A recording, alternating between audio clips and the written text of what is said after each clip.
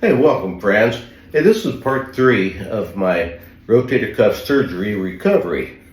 I just turned 9 weeks.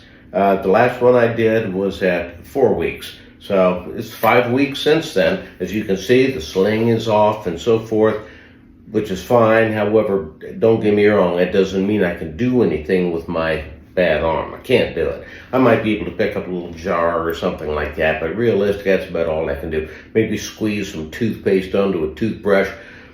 But as far as doing anything physically with this arm, no, I can't do it. Now, after 6 weeks, they allowed you to take the sling off. The reason to keep the sling on for 6 weeks is to keep it immobile, because they're trying to get that thing to start to heal. Now, after 6 weeks up, the healing process has started. So you can take that off. You're a lot more comfortable. But you cannot do anything with that arm. And you got to be very careful, because what's true, you go to a bar or something, your buddies will come up, hey, Fred, bam, like this, on your shoulder. That's no good. Well, anyway, it's been 9 weeks. What I've been doing since the 4th week is range of motion exercises. And what that is, you get a cane and you take your good arm, and with your good arm, you're carrying your bad arm out and about, trying to get range of motion. You're not doing any movement with this arm. It's strictly your good arm. It's controlling all that. And you try to get as good a range of motion as you can. Both, up, down, sideways, the whole works, with this. But you've got to work on the range of motion. And that's very important, because those tendons, they start to heal, but it's stiff. So you have to stretch them. So you're careful when you do this, don't get me wrong. But you do the exercises twice a day. You go in to see your physical therapist twice a week. They give you more exercises to do, and on and on and on. My range of motion is starting to get pretty good. However, I'm not going to have a really good range of motion, which is going to satisfy the physical therapist, until about probably week 12. Now, week 12, what's true? This is healed. Where they've attached those tendons to the bone, those have actually physically attached to the bone. It takes about 12 weeks for that to happen. Now, they're attached to the bone. That doesn't mean you're all set to go. No. The reason being is those tendons are weak.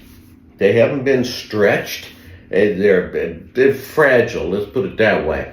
So at week 12, you start with basic strength type exercise. And when I'm talking about strength exercises, I'm talking about you use your arm to do the exercises. And you do lots of repetitions. And just the weight of your arm. That's all you're allowed to use. You can't pick up any weights or anything like that. But that starts to strengthen the surrounding muscles. High repetitions tends to strengthen the tendon itself, which there again, I wish I'd known this years ago, or when I was lifting weights, I would not be doing those single reps and all this stuff, which had basically wrecked my shoulder in the first place.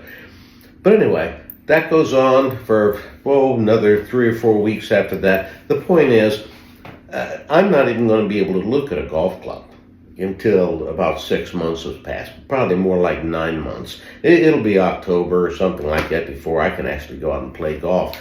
But I'm certainly going to work, be very diligent, build up the muscles surrounding the shoulder joint, stretch those tendons, get as great a range of motion as I possibly can. And what's kind of funny about this? It's kind of a blessing in disguise. I had mentioned in my first video, I had screwed up both shoulders over the years, which is true. But this one, obviously, the tendons were just like somebody took a pair of scissors and went in and just cut them all off. This had to be done. On this one, that's not the case. This one, I just have tears. I had tears in it, those tendons. So it caused me all kind of pain, lack of mobility, and so forth.